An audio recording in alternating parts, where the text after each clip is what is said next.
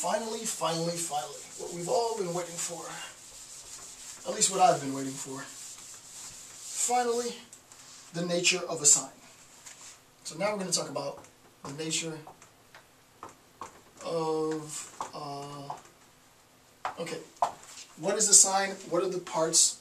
We finally get to it in the discussion. We begin with a quote. And this comes out of 66. This comes out of Saussure. Saussure says the following: a linguistic sign is not a link between a thing and a name. What we saw before was the thing, tree, and the name, tree. It is not this. This assumption, this belief that tree, word, sign, this word, tree, or the text, tree, as written out, points to this, is the belief that language can be reduced to nomenclature. He's already refuted that. I just showed you how he refuted that. So this is what he means in this. He's refuting this, right? A linguistic sign is not this, right? A linguistic sign is not a link between a thing and a name. So let's erase that. So it's not that. So what is it? A linguistic sign is a link between a concept and a sound pattern. And that's the first technical definition that we've been given, right? So we recognize that the sign is a link, B slash is between, is a link between the concept and the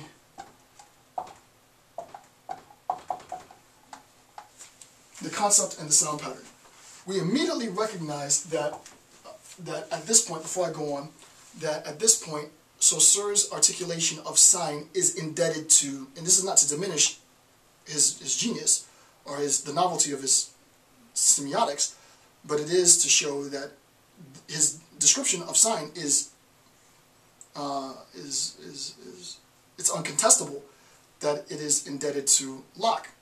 Earlier in the series, I pointed to the precise passage in Locke's essays concerning human understanding, his epistemology, where he says it is the connection, right, between the idea and the sound, right? The idea and the sound. So Locke says the idea, which is a corollary with Saussure's concept, and the sound, which is a corollary with Saussure's sound pattern. So if you were to separate it and put Locke on one side and put Saussure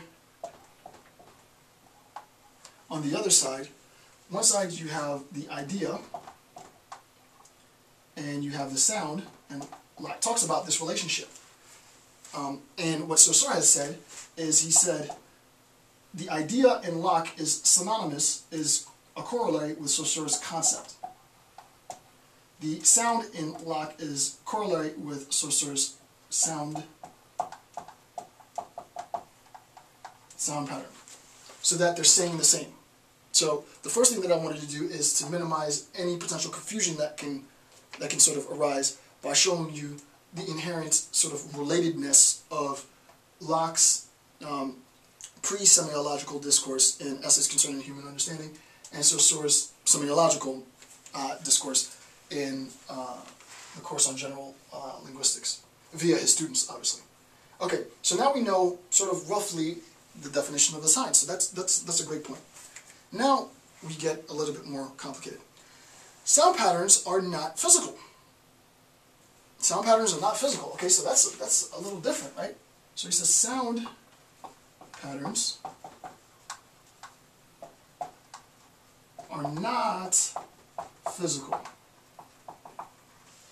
Right? Sound patterns for Saussure are not physical. This is going to take him away from Locke a bit, right? This is going to, and this is why he's unique. This is why he's not just borrowing from Locke. He's dramatically different from Locke. But there are conceptions in Locke which correlate to conceptions in Saussure. As we all know, correlation is no proof, right? You guys, you've taken your intro to stats class. Correlation only implies something. It never demonstrates. It never proves. Okay.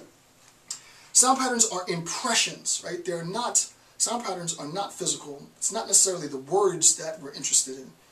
They are impressions, they're psychological, right? They're psychological. It's exactly at this point in the discourse where the entire field of psychology, psychoanalysis specifically, can jump in. It's at this point where they can jump in. And this is where things get really, really interesting, right? Because when when Saussure is talking about sound patterns, the relationship between sound patterns and concepts isn't a physiological, at least at this level, relationship. Deeper down, when you want to sort of itemize the object of your analysis, you might be able to talk about it as like a tag meme, but he's at the superstructure, at language proper. Sound patterns are impressions, right? They're psychological. For example, silent recitation as receptive of sound patterns, right? So here's the example. If I say, I'm going to say audibly, the cat is on the mat, but I'm also going to say quietly to myself, as if I were reading it on a sheet of paper, silently in the library, the cat is on the mat. So here we go. The cat is on the mat. During that bit of silence, in my mind, I was saying, the cat is on the mat. In that bit of silence, while I was reading or thinking to myself, the cat is on the mat, despite the fact that it wasn't a physical, auditory, sort of executive activity that would have incorporated you in a speech circuit, it still has a sound pattern, right? The cat is on the mat, as said audibly, is a sound pattern. He's not denying that. But the cat is on the mat, thought to myself quietly, is also a sound pattern. So by sound pattern, that's what he means, right? This is precisely why, now, and I'm going to go slow, but you guys said you wanted it deep.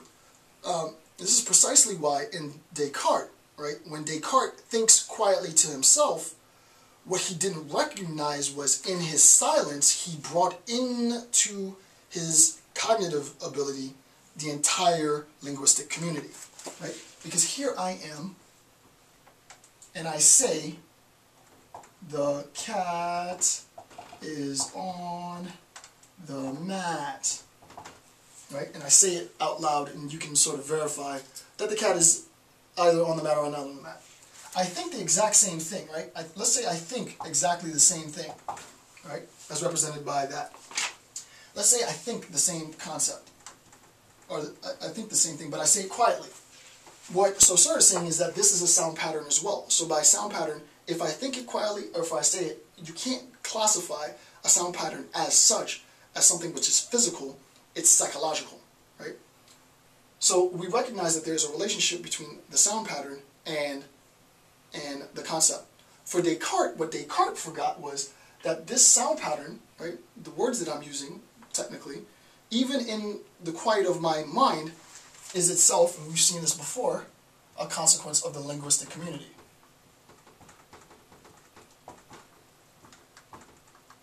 So that even in my quiet thoughts to myself, me thinking quietly to myself, the only reason that I'm able to think quiet, and this is a hard point to get, but hopefully it's not that hard to get now, because if you're following along, it should make sense. Even when I'm sitting at home in absolute silence, thinking quietly to myself, I have, in a sense, evoked, I'm not trying to get spiritual here, but I've, in a sense, evoked the linguistic community.